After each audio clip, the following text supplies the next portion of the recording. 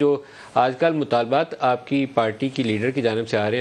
हैं मरियम की जानिब से, वो बड़े सख्त किस्म के हैं। मुझे नहीं पता कि पाकिस्तानी सियासत इतनी मजबूत हो गई है कि हम इस तरह के मामला आगे बढ़ा सकते हैं। वो कोर्ट मार्शल का मुतालबा करती हैं, फॉर्मर DGI जनरल फैज़ का। क्या आपकी जमात, आपकी हुकूमत ये काम कर सकती? देखिए, बात सुने, ये तो जो कानूनी तौर पे ये कार्रवाई है,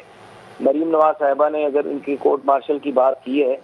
तो यकीनी तौर पे ये कोर्ट मार्शल जो सियासी हालात थे और जिन हालात को उन्होंने सामने रख के ये बात की है, बिल्कुल फिर ये प्रोसेस और कार्रवाई होनी चाहिए। लेकिन ये दायरा कार जो है, ये वफाकी हुकूमत जो है और मिनिस्ट्री ऑफ डिफेंस, इसके नीचे और इसके अंदर फिर जो आर्म फोर्सेस का एक्ट है वो इन्वॉल्व है। तो कानूनी कार्रवाई जिसका प्रोसेस है वो तो अपनी जगह पर है, उसके जो प्रोसेस है वो अपनी जगह पर है। फिर मिलिट्री कोर्ट्स हैं, मिलिट्री का इंटरनल एक प्रोसेस है, इंटरनल एक स्क्रूटनी का सिस्टम है, तो वो तो प्रोसेस उसके अकॉर्डिंगली होगा। लेकिन जो सियासी सूरत हाल थी और इमरान खान को जिस तरीके से सपोर्ट किया गया और इमरान खान को के जो सहूलतकार हैं, जो वो कुछ किरदार हैं माजी में जिन्होंने एक किरदार प्ले किया सियासत के बीच में, अब देखिए उन किरदारों को अगर हम बेनकाब करेंगे और पाकिस्तान की आवाम के आगे रखेंगे कि इमरान खान को किस तरीके से इक़्तिदार में लेकर आया गया और किस तरीके से कौन लोग लाने वाले थे, किस तरीके से एक सियासी फैसले के जरिए, एक अदालती फैसले के जरिए इमरान खान की सियासी पैदाइश हुई, एक एक बहुत बड़ी सियासी जमात के रहनुमा मियां नवाज शरीफ को किस तरीके से बेटे से ना तनख्वाह लेने के इल्जाम पर घर भिजवाया गया। तो ये एक पूरी स्कीम थी।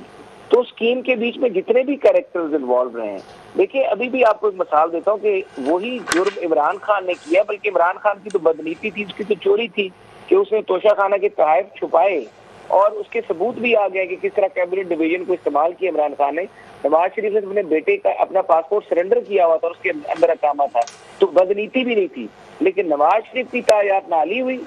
और इमरान खान को डीसीट किया गया। यही कानून के जो दो मुख्तलिफ मेयार हैं और उसको पूरी जो ये स्कीम ऑफ थिंग्स है, उस स्कीम के बीच में अगर मरियम नवाज शरीफ ने ये मुतालबा किया तो मैं समझता हूँ दुरुस्त मुतालबा किया, और ये मुतालबा अगर आगे जाना चाहिए, ताकि अगर हम कहते हैं कि ये इंटरफेरेंस खत्म होनी चाहिए पाकिस्तान की सियासत में। देखिए, फौज का अदारा बहुत काबिल एहतराम अदारा है। पाकिस्तान की फौज के अदारे के अंदर एक शहीदों की पूरी दास्तान है, पूरी कहानी है। शोधा जो है पाकिस्तान की तारीख में उनका बहुत बड़ा रोल है,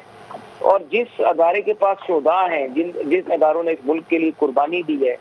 शहादतें दी हैं, उस अदारे के ऊपर अगर कोई ऐसा मामला उठता है, कोई इल्जाम लगता है, तो ये चीज़ें उस अदारे के हक में बेहतर है कि आने वाले वक्त में ऐसे मामला जो है वो ना की जाए। देखिए, इमरान खान अभी DGI पे इल्ज़ाम लगाते हैं, वो किसी को डर्टी हैरी कहते हैं, वो किसी को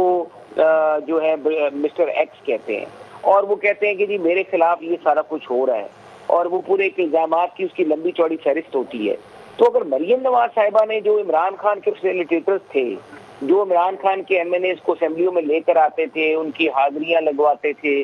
उनको लेजिस्लेशन करवाते थे, उसके बाद जिस तरीके से उनके मामलात करवाते थे, पूरा असिस्ट करते थे, तो वो सारे के सारे फैसिलिटेटर्स जो हैं खान साहब के, क्योंकि खान साहब अब इस तरह बने हुए कि जिस तरह ये किसी मदद के बगैर इक़्तिदार में आए थे। खान साहब जब इक़्तिदार में आए थे तो जिस तरीके से लाए गए थे, उसका पूरा का पूरा अदारे के बीच में बैठे हुए जो लोग थे उनको फैसिलिटेट कर रहे थे, और अब तो ये चीज अयां हो चुकी है।